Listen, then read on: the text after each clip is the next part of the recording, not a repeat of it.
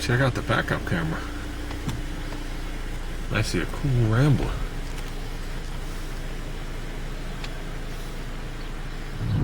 How's it going, guys? Looking at a different dashboard. If anybody follows me on Facebook, I sprung for a new car. Now, anybody knows me a long time knows I'll drive anything. I don't care what it is. Okay?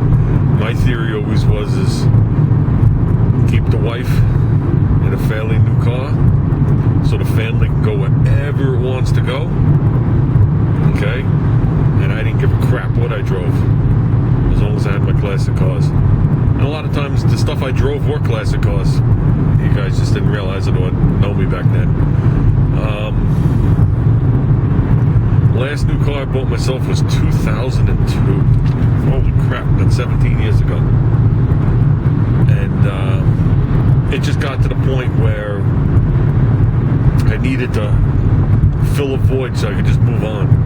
And one of the voids was just Junior needed a car at this point. So I turned around and I handed Junior the Outlander. And I turned around and I didn't actually buy it, I leased it. I don't know about me personally buying a car anymore. Working on them for as long as I have, 34 years now. Leasing is the way. Oh man, that was a gust of wind.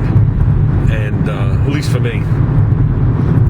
And my theory always was, well, leasing, if you're going to lease whatever the hell you want. It's always going to be under warranty. And when you're done, it's gone. Well, you have a chance to buy it at a realistic price. So if you're going to lease it, you might as well maintain it. And in the case of myself, I will maintain it. I've always maintained my cars. So what did I turn around and get? Now, I spent 19 years at Mitsubishi. Oh, there's a cop lower down. I spent 19 years at Mitsubishi. And I'm coming on 15 years at Toyota. So what did I turn around and lease? Now, why is that, you say? Okay, first of all, I'm realistic to a point. I don't believe I have to buy or have a car to impress anybody, first of all. I'm a minimalist when it comes to cars. The less shit in it, the less shit that's going to break, the less shit I got to deal with. How's that sound? As I posted in my comment on Facebook, when did AC and crank windows or power windows become standard equipment? I was more than happy cruising the Corolla. I'll tell you that. That's heading off to the mowing yard. But why did I lease this? That's a very good question. Okay, this is the Elantra SE. SE is the lowest of, I think, 4 or 5 levels. I think it's 4 levels. Doesn't matter. Okay, still comes with basic stuff in here. You still have skid control, traction control, still have cruise control, still have all the crap on the steering wheel. You know what I mean? Still got Bluetooth. Still got all the crap in the center telling me my gas mileage, which is actually amazing. I've been driving this car for a couple days, and every day going to work I crack 41 miles to the gallon, and that's on an average. Okay, that includes me sitting at the train tracks for the train going by, and you get 0 miles to the gallon. That includes all that. It averages out 10 minutes of city driving, if you want to word it like that, and about 10 minutes or so of highway driving, like I'm doing right now. Like I just crossed the train tracks and they're doing work on it. When I crossed the train tracks, I was at 12 miles to the gallon. Since I turned on the camera, we've already shot up to 36, and according to the meter, I'm at over 50. The fuel mileage has impressed me on the car, I'll tell you that. The fact that when you come to a stop, you don't know the engine's running, and this engine does not turn off, is amazing. And this is the reason why. You watch all the reviews on cars. All the people that do reviews on cars are like these car snobs. And somewhere in the back of their brain, they have this $200,000 car they're comparing it to. So they'll tell you, okay, I don't like this, I don't like this, but I like this, I don't like this, I don't like this, I don't like this, I don't like this, and they go down a long list, forgetting what they're actually reviewing. And that could turn people off. But, I mean, you gotta face reality. I could show you the window sticker on the car. The window sticker on this car, the way it sits right here, is $19,200. That includes all the destination fees and all the shit that goes with it. Okay? I didn't pick the best road to road test this on with you guys, as you can see. We're almost down by the beach. With that, they're offering a $4,200 rebate. Okay, plus haggling the car down, it brings the car down to a little over $14,000 out the door. That's what you got to compare it to. You can't compare it to a $30,000 something else. Okay, you got to say to yourself, okay, this is the lower line, but we're talking $14,000. Is this a good $14,000 car? Now I can't tell you longevity. Okay, it does have a pretty good warranty. I forgot what it is. As long as it's good for 3 years, that's all I care about. That's all I went for.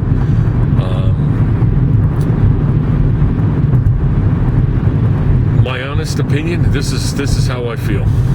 Okay, if you're looking for a driver and you're looking not to spend a boatload of money, like me, perfect. If you're looking to spend more money than this, okay, I think you're going to the wrong dealership. Okay, I'm going to have to make a U-turn here because I'm not paying to get in. Who knows what the fee is? You guys could probably read it for me. It's $6, $4, $8, whatever it is, not getting it from me. Okay, so if you're going to spend more than this, I mean, let's be real. Even at the $19,000, you're below everybody else in this. Let's say you're looking to spend $25,000, $26,000 and you want a decently appointed car. Why would you go to Hyundai? You might as well, I mean, if you're going to own the car, you might as well just go to Toyota and buy a Camry. And you will have that car trouble-free until the day you decide to sell it. Which could be 3 years, 5 years, 10 years, 15 years, or 20 years later. Okay? I don't see these 20 years old on the road. Okay? I've been with, how would you word it? Being that I started so early on with Mitsubishi, you got to understand, Hyundai came into the country as a 5-year-old Mitsubishi. So let me reword that. They came into the country in 85. So that means when they came into the country in 85, the technology they were using was 5-year-old Mitsubishi technology. So you were buying 1980 Mitsubishi technology that they were making themselves.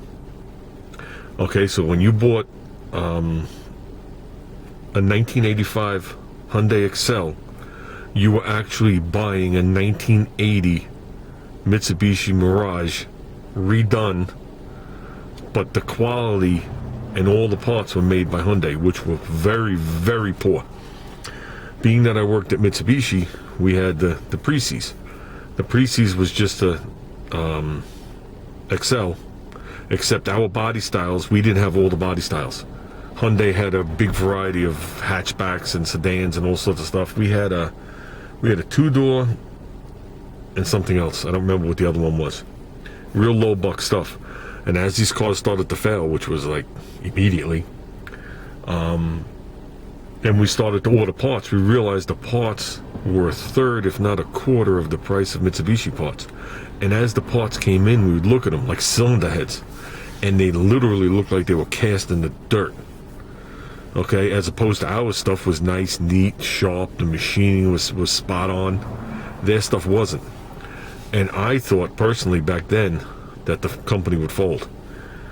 But someone in corporate had the bright idea to concentrate on quality control.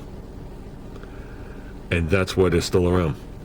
Do I think their quality is the same as, I'll use Toyota again because I deal with Toyota every day? Absolutely not. Do I think this thing will be on the road the same amount of time as like a Camry or a Corolla? No. But we're back to the money thing again. You got to base it on how much you're spending. Now, you got to understand, this car here, I've been through this before with other cars. So if this car was 19.2 and they offered me $4,200 back, that affects the resale value, believe it or not. Okay? So when you go to trade it back in, or when you go to sell it on the open market, it will affect it. You got to think about all that. For the price range, so far, driving this car, I think the car's awesome. There's one or two things that are antiquated. I thought about it.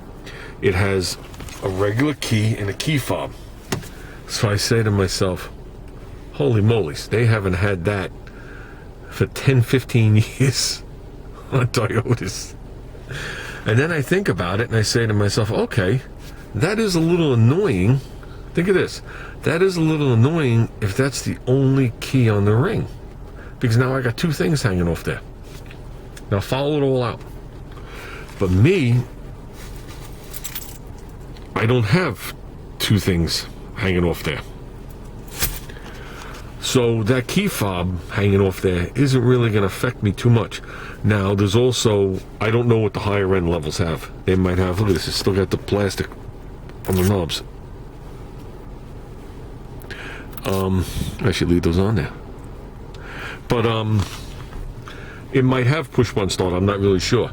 Now push button start is awesome if you're a girl, or it's the only keys you own and you can leave them in your pocket. As you walk up to the car unlocks, you get in the car, you hit the button and you go. Okay, if you have a pocketbook, that's awesome.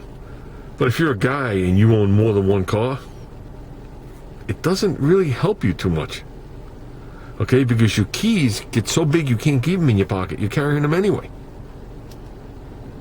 So I thought about that and I said, you know what, that's the cheapest thing I ever saw. Then I thought about it and I was like, but why?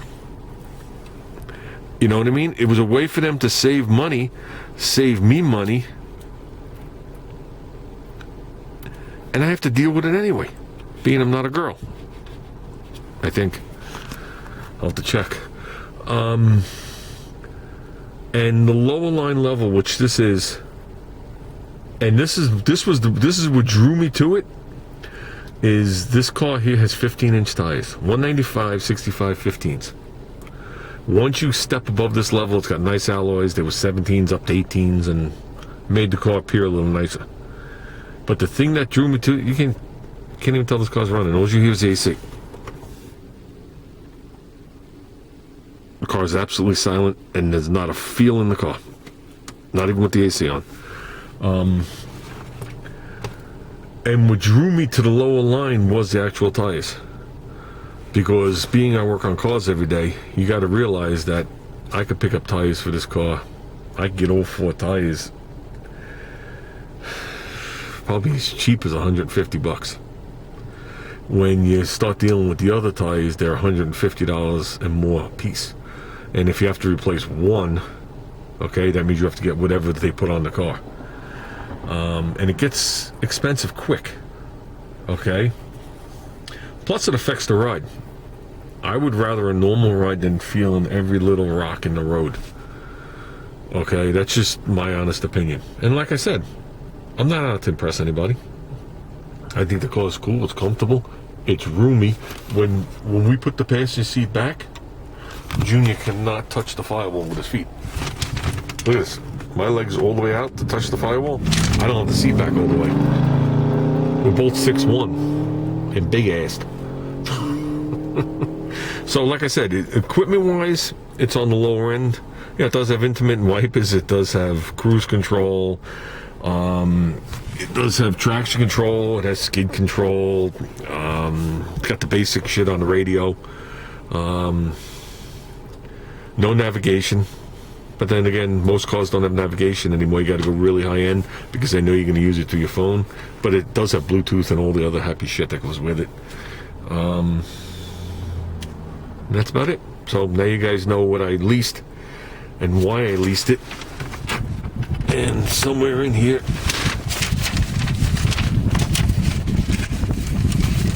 we put it in there. They peeled it off. It's ripped right at it, but there's the actual price, $19,260. Everything is standard equipment. The only thing that's optional, which I think is a joke, but all cars do it, is carpeted floor mats, a cargo net. They could have kept that. A first aid kit, they could have kept that too. Because if I'm dead, I ain't crawling to the back of the car and opening the trunk for a Band-Aid. And a rear bumper applique, they could have kept that too. They could have kept all those items. The rear bumper applique is some rough covered thing that they put on the bumper, so when you're loading shit in and out of your car or their car, you're protecting their bumper. Okay? So, with that said, guys, that's it. I'm out of here. Let's go get the sedan.